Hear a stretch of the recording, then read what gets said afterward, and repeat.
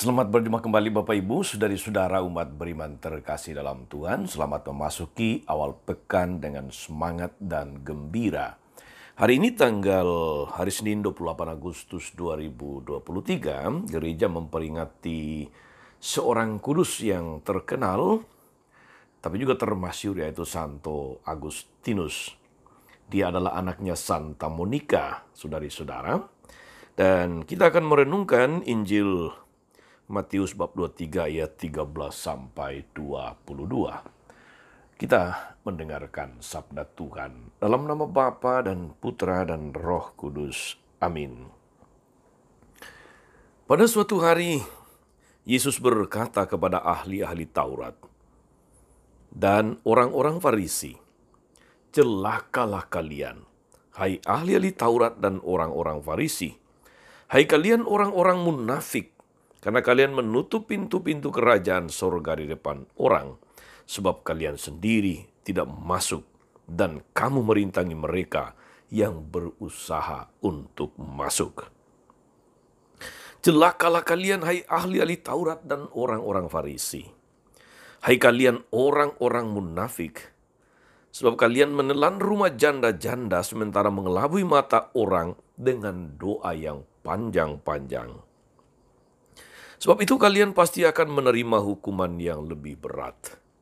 Celakalah kalian, hai ahli-ahli Taurat dan orang-orang Farisi, hai kalian orang-orang munafik, sebab kalian mengarungi lautan dan menjelajah daratan untuk mentobatkan satu orang saja menjadi penganut agamamu. Dan sesudah ia bertobat, kamu menjadikan dia orang neraka yang 2 kali lebih jahat daripada kamu sendiri. Celakalah kalian, hai pemimpin-pemimpin buta yang berkata, bila bersumpah demi bait suci, sumpah itu tidak sah. Tapi bersumpah demi emas bait suci, sumpah itu mengikat. Hai kalian orang-orang bodoh dan orang-orang buta, apakah yang lebih penting, emas atau bait suci yang menguduskan emas itu? Bersumpah demi mezbah, sumpah itu tidak sah. Tapi bersumpah demi persembahan yang ada di atasnya, sumpah itu mengikat. Hai kalian orang-orang buta, apakah yang lebih penting, persembahan atau mezbah yang menguduskan persembahan itu? Karena itu barang siapa bersumpah demi mezbah, ia bersumpah demi mezbah dan juga demi segala sesuatu yang terletak di atasnya. Dan barang siapa bersumpah demi bait suci, ia bersumpah demi bait suci dan juga demi dia yang diam di situ. Dan barang siapa bersumpah demi sorga, ia bersumpah demi tahta Allah dan juga demi dia yang bersemayam atasnya. Demikianlah sabda Tuhan. Bapak Ibu saudari-saudara umat beriman terkasih dalam Tuhan. Rasanya tak ada sabda yang jauh lebih keras daripada sabda celaka yang disampaikan Yesus dalam kutipan Injil hari ini. Celakalah kalian, hai ahli Taurat, orang Farisi. Jelas siapa yang dituju, yaitu ahli-ahli Taurat dan orang-orang Farisi. Mengapa mereka dikatakan celaka? Karena kemunafikan.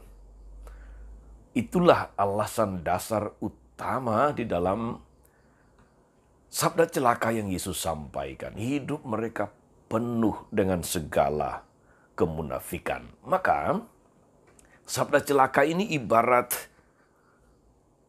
petir di siang bolong bagi orang-orang Farisi dan ahli Taurat. Bagi Yesus, kelompok ini yang terlalu memperhatikan aspek-aspek lahiriah dari kehidupan keagamaan dan bukan yang esensial. Mereka memperhatikan tetek bengek pelaksanaan hukum dan mengabaikan substansi dari agama itu. Dengan demikian, mereka menyembunyikan kunci bagi orang lain untuk masuk ke dalam kerajaan sorga. Alasannya adalah karena mereka tidak mengajarkan yang benar tentang agama.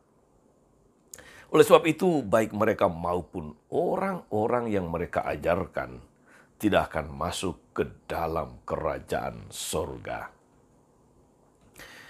Saudari-saudara umat beriman yang terkasih dalam Tuhan, teguran Yesus ini tentu saja tidak hanya ditujukan kepada pemimpin-pemimpin agama seperti ahli Taurat dan orang-orang Farisi, melainkan juga untuk semua orang Kristiani sepanjang zaman. Ketika kita menjadi batu sandungan bagi orang lain, ketika kita tidak memberikan contoh yang baik, maka pada waktu yang sama kita telah menggagalkan mereka masuk ke dalam kerajaan surga. Substansi agama, saudara-saudari, bukanlah pada hal-hal yang lahiriah, tetapi mencintai Tuhan dan berbuat baik kepada sesama. Kita perlu berintrospeksi, saudara-saudariku, agar kemunafikan dalam hidup beragama tidak hadir, tidak hidup di dalam praktek hidup kita. Supaya segala tutur kata, sikap, tindakan kita senantiasa menampilkan esensi, substansi hidup beragama, dan bukan hanya kulit luarnya, bukan hanya penampilan lahirianya. Kalau tidak, bahaya, celakalah kamu. Demikian kata Yesus. Semoga kita boleh juga menimba inspirasi dari teladan hidup Santo Agustinus yang menjalani hidup pada masa muda yang sungguh katakanlah kehidupan yang brengsek, kehidupan yang jahat. Tapi begitu berjumpa dengan Tuhan, dia menjadi pribadi yang berubah 180 derajat. Dia mendalami ilmu-ilmu, mendalami kitab suci, mendalami teologi, dan pada akhirnya dia menjadi orang kudus, orang besar dalam gereja yang bagaikan suluh obor penerang bagi orang-orang beriman sepanjang zaman. Semoga kita senantiasa belajar dari Santo Agustinus yang mengatakan satu kalimat yang bagus ini. Dia katakan, tidak ada orang kudus tanpa masa lalu, dan tidak ada orang berdosa tanpa masa depan. Semoga kita terinspirasi supaya kita terhindar dari sabda celaka. Tuhan Yesus memberkati. Amin.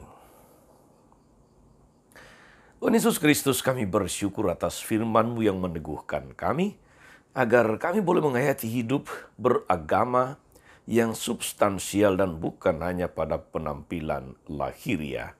Jauhkan kami dari kemunafikan, jauhkan kami dari macam-macam sikap yang hanya mementingkan hal-hal lahiriah dan justru tidak memperhatikan substansi hidup beragama.